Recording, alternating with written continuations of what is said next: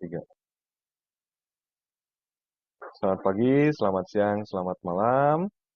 Saya Endrile Campioni Giniusa, mahasiswa hukum Universitas Tidar, NPM 2010601123, akan mengajak teman-teman sekalian untuk mencoba melihat penyelesaian sengketa Indonesia-Australia dalam Lombok Treaty. Kita akan coba melihat bagaimana penyelesaian sengketanya, apa yang terjadi di antara Indonesia-Australia, dan apa itu Lombok Treaty, kita akan coba lihat dalam bagian-bagian berikutnya. Ya, pertama-tama negara pihak dalam perjanjian tentu saja ada Indonesia dengan Australia. Dengan nama lengkap dokumen perjanjian adalah Agreement between the Republic of Indonesia and Australia on the Framework for Security Cooperation atau biasa dikenal dengan Lombok Treaty. Tokoh-tokoh yang terlibat ada Tony Abbott, ada Presiden Susilo Bambang Yudhoyono, ada Australian Intelligence Corps, ada Presiden Republik Indonesia, dan tentu saja nanti akan ada tokoh-tokoh lain dan pihak-pihak lain yang turut terlibat. Nanti kita akan coba bahas lebih dalam, kawan-kawan. Latar belakang dibentuknya Lombok Treaty itu sendiri ialah adanya ketegangan keamanan internasional. Ketegangan keamanan internasional ini terjadi di dunia, teman-teman, pada masa sebelum Lombok Treaty itu sendiri dibuat. Yang pertama misalkan ada tragedi World Trade Center ya, atau biasa dikenal dengan 9/11. Terus kemudian juga dimulainya perang Irak, perang Afghanistan, itu juga memperparah ketegangan keamanan internasional pada masa sebelum Lombok Treaty. Kemudian dimulainya campaign oleh US dengan tajuk Global War on Terror. Khusus untuk di Indonesia juga waktu itu pasca bom Bali, teman-teman, Lombok Treaty ini dibuat. Kemudian secara khusus historis Indonesia, Australia ini pernah ada intervensi di Timor Timur, yaitu ada dugaan keterlibatan Australia dalam lepasnya Timor Timur dari wilayah Indonesia seperti itu. Nah, maka dari itu tujuan dari Lombok Treaty itu sendiri ialah untuk menjaga keamanan regional Asia Tenggara dan Pasifik seperti itu, dan eh, ke arah Oseania seperti itu dijaga regional itu oleh Indonesia dan Australia. Peningkatan kualitas keamanan tentu juga disematkan dalam tujuan Lombok Treaty.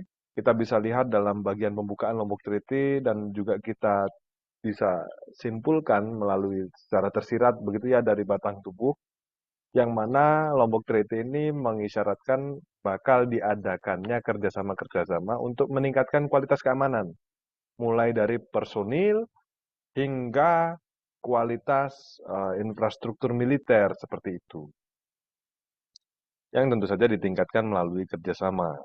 Kemudian tujuan yang ketiga ialah pencegahan kejahatan lintas negara. Teman-teman, kalau kita lihat amati batang tubuh daripada Lombok Treaty, ditemukan kesepakatan-kesepakatan Indonesia-Australia untuk mempermudah pemberantasan kejahatan yang ada di atau yang merupakan kejahatan transnasional seperti itu. Yang keempat, tentu saja ini khusus untuk Indonesia, bisa dilihat di sebelah kiri, bahwasanya ada pencegahan intervensi urusan internal dalam negeri gitu ya.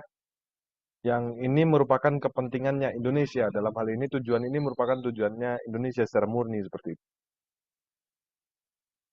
Nah, untuk memahami konteksnya daripada apa penyelesaian sengketa ini dan apa analisis yang akan dilakukan, maka kita perlu melihat kasus yang melatar belakangi atau biasa disebut dengan background cases. Yang di sini kita angkat ada dua, teman-teman. Yang pertama ialah pelanggaran wilayah teritori perairan Indonesia oleh Australia, yang juga pada saat itu membawa konsekuensi lain, yaitu beban pengungsi bagi Indonesia seperti itu. Yang waktu itu dilakukan oleh Royal Australian Navy atau Angkatan Laut Australia, teman-teman.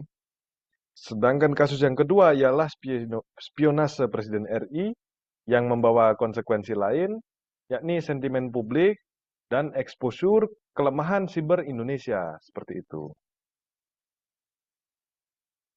Nah, maka dari itu, maka rumusan masalahnya ialah apakah penyelesaian sengketa yang ada di dalam Lombok Treaty benar-benar efektif. Nah, kita akan coba analisis dan selami lebih dalam pada bagian-bagian berikutnya, teman-teman. Lombok Treaty itu mengangkat sebuah mekanisme penyelesaian sengketa secara bersahabat ya, yang dalam pasal 8 dikatakan sebagai berikut.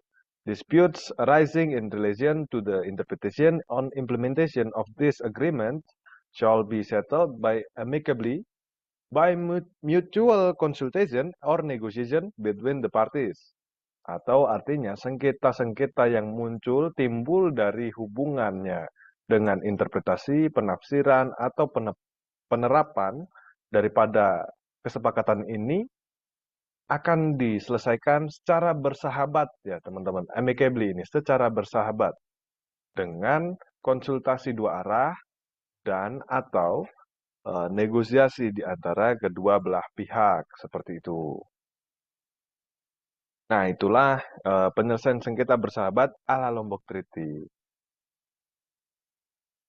Nah, kemudian dalam kasus kita coba menemukan ada pelanggaran wilayah perairan Indonesia, kawan-kawan. Tadi sudah dibahas, disinggung di awal, terjadi setidaknya 6 kali. Artinya setidak-tidaknya ada 6 kali pelanggaran wilayah perairan Indonesia dalam penerapan kebijakan turn back the boat oleh Australia.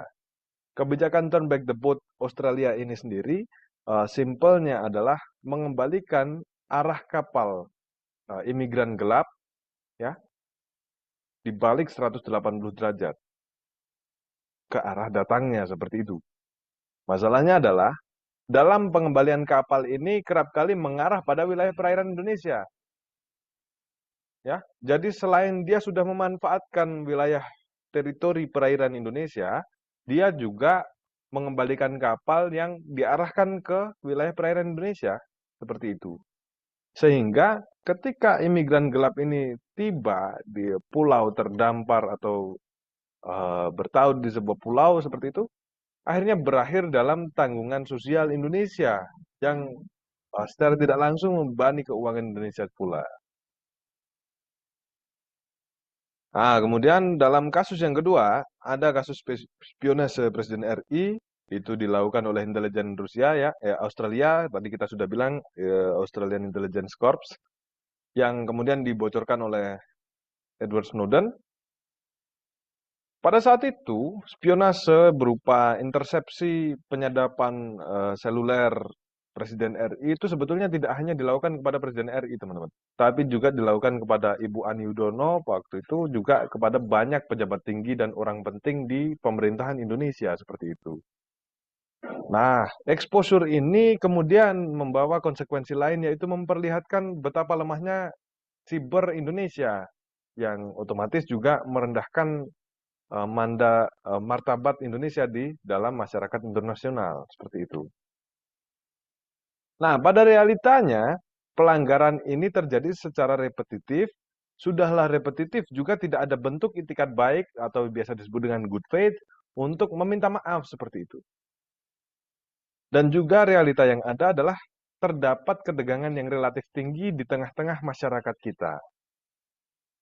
Nah, pelanggarannya ialah pelanggaran prinsip kedaulatan dan prinsip integritas teritorial. Keduanya berada pada pasal 2 ayat 2 dalam Lombok Treaty. Nah, prinsip integritas teritorial dan kedaulatan ini pada pokoknya beramanah bahwa kedua belah pihak tidak akan saling melanggar integritas teritorial satu sama lain dan akan menghargai, mengakui kedaulatan kedua belah pihak seperti itu. Nah, kemudian yang ketiga ada pelanggaran prinsip non-intervensi stabilitas pihak lain. Tentu saja dalam kasus yang kedua, di mana terdapat penyadapan bagi pejabat-pejabat tinggi pemerintahan Indonesia, itu merupakan intervensi stabilitas nasional bagi Indonesia dan kemudian dilakukan oleh Australia. Maka ketiga pelanggaran ini merupakan pelanggaran daripada Lombok Treaty.